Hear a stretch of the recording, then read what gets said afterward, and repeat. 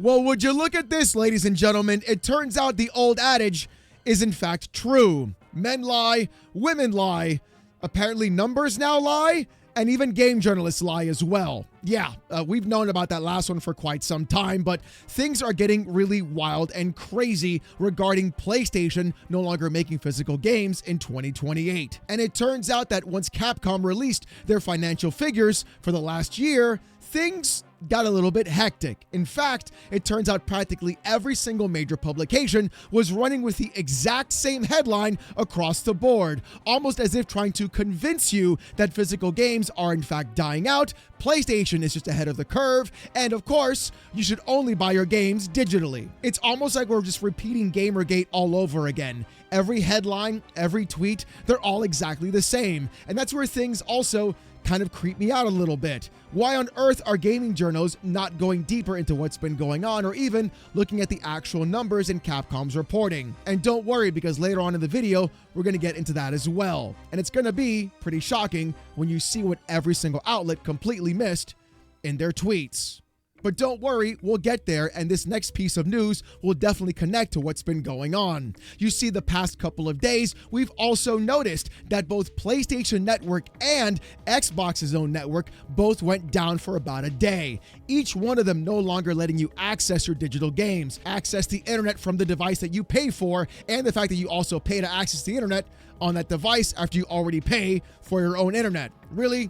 Not the best course of action if you think about it. But watching as both companies who are just vehemently trying to get you to move into an all-digital space at the same time while watching their own networks that are required to play those digital games completely shut off on you really is almost karmic and poetic in that exact same time.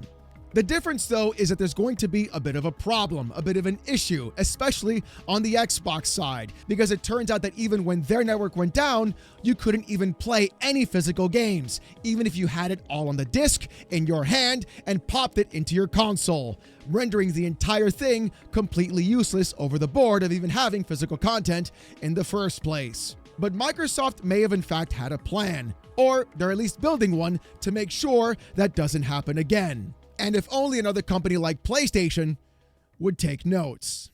Because according to Windows Central stating, Xbox's biggest outage in years created a moment that caught a lot of players off guard. People with physical discs found that they couldn't even launch their own games, even though the disc was sitting right in the tray. Microsoft did address the issue, but the situation itself raises a real concern about what ownership means for modern platforms. If a disc can't function during the outage, players deserve clarity about how these systems work and what they can rely on when services actually fail.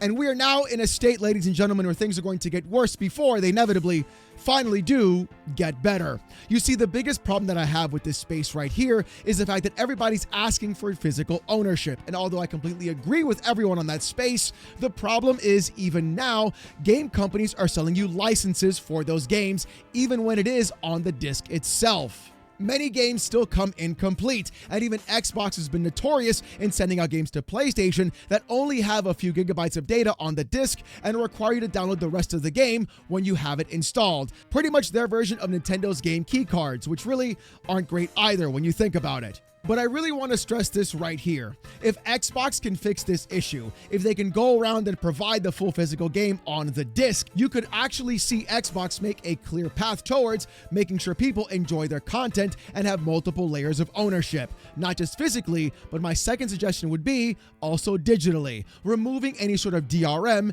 and login requirements for online check-ins when you buy a game online with their storefront, making it similar to what GOG does right now, giving you the installation files and saying, hey, you know what, you bought it, it's actually yours. And that would be a bigger win more than anybody could in fact imagine. But let's see what the article said from Windows Central and see what the Xbox CTO said as well to fix this problem. On July 27, 2026, Xbox suffered quite possibly the worst outage to its live services in recent memory. The outage lasted nearly a whole day and prevented people from signing into their profiles and launching their downloaded games and apps. After the debacle was over, Xbox's CTO, Chief Technology Officer, Scott Van Villay, came online to apologize to Xbox fans and explain how this technical catastrophe in fact happened. He mentions that Xbox's tech engineers discovered that there was an issue that prevented certain Xbox consoles from, and I quote, correctly using saved entitlements during the outage, and that, quote, offline mode is also designed to rely on those saved entitlements. Scott says the Xbox tech support is working on an update to Xbox consoles to prevent this issue from happening again, but it goes to show that investing entirely in digital-only future for games is not viable in the long run. And this is how things break down and even in fact may get better for a lot of users. The fact that the CTO of Xbox went online, had multiple interviews, apologized to users, explaining what actually happened in a massive tweet that he put on Twitter, putting everything into major detail, and then still doing a press run showcasing they're working on fixing the issue is exactly what people in fact need to feel more comfortable spending their money on a platform. The problem is many people right now do not have any trust in Xbox or PlayStation or even Nintendo with going all digital in their future. And that's the scary part about all of this. People would rather stop and say, you know what? I'd rather buy my games on Steam. I'd rather buy my games on PC or even buy my games through GOG rather than deal with anything else like this because I'm stuck and beholden to a closed platform and a closed ecosystem. At least on PC, you have other open options to work through when you can go ahead and either sail the 7 seas to get your game or even get your game through multiple storefronts. It really goes to show that the problem isn't the fact that we're going all digital. It goes to show that these companies never actually cared about you owning a video game ever at all in the first place, whether it's on a physical disc or even on an actual digital copy that you store onto your own account. And I really hope that these changes and fixes for Xbox impact their players correctly, so that way there's actual competition in the space of ownership for digital titles and making sure physical games work on your system, even if the network in fact goes down. But see, here's how all these things connect. We had Xbox admit what their issues were, fix the problem, and properly communicate.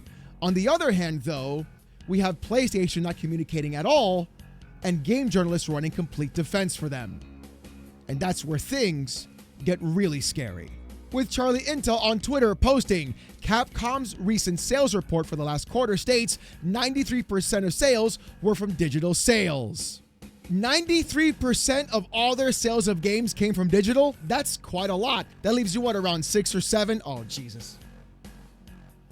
Okay, you guys got me on that one. That leaves you around 6 to 7%. I did it again. Okay. Of actual sales being physical. But the thing is, there might be a catch, and there might in fact be a problem. But hold on, that's a little bit strange. The more I look on my timeline on Twitter, the more I recognize that there might be a pattern evolving, and game journals may in fact not be doing their job. Let's take a look. Insider Gaming posts Capcom hit 93% digital sales record through 2026. My Nintendo News also says Capcom says 93% of its game sales are now digital. IGN posted Capcom's Q1 report for 2026 fiscal year is out, and it reveals that a vast majority of its game sales are digital, making a lot of players uneasy. Games Radar posts that Capcom expects 95% of its game sales to be digital in the next year. Push Square also posted, amid Sony's disc debacle, Capcom's sales data is a brutal reality check for fans of physical media.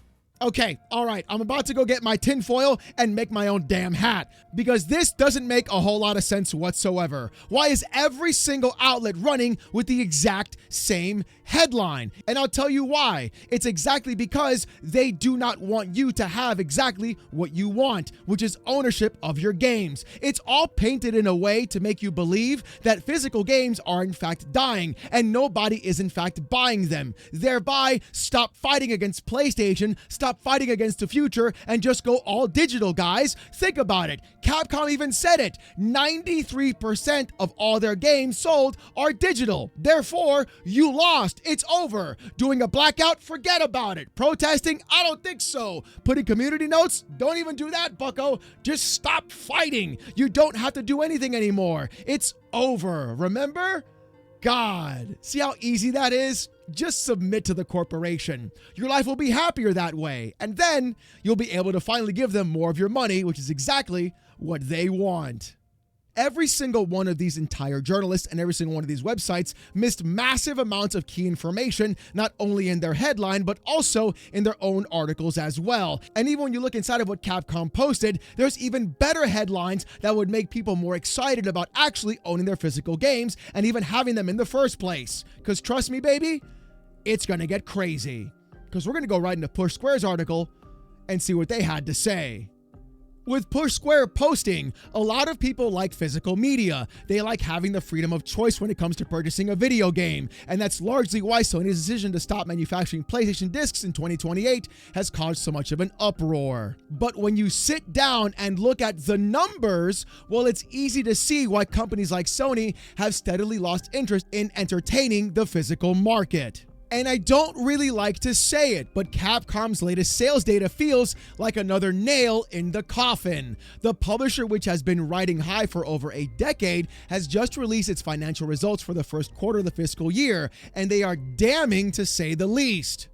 93.3% of Capcom's game sales that included both new and old titles were digital. Just 6.7% were physical. It's a colossal gap. Now remember, ladies and gentlemen, they talked about looking at the numbers. And at this moment in time, you would think, Alex, what are you even talking about? Why even read this article? Why even bring this up to me? There's nothing here that literally provides any evidence counter to what the point of you're trying to be making. Well, get ready for this one. Because Push Square also stated, it's also important to note that a whopping 60.4% of the sales were made on PC. The other 32.9% were made on console. Oh, I'm sorry. Was context missing? Was information being misled? Clearly, everybody went ahead and ran with a 93.3% headline, but what they didn't do was state that 60% of all the sales that were digital were only on PC, a platform that is purely digital, while 32% of the other sales were on console. What I want to know, what I want to find out is, out of those 32%, how many were physical and how many were digital? That's going to be the real kicker. Why isn't that information being passed around? Why are people talking about that aspect? That's going to be the real space of what people are in fact talking about. And that's where things get really crazy, because apparently it's not 6.7% of games that are sold physically. No.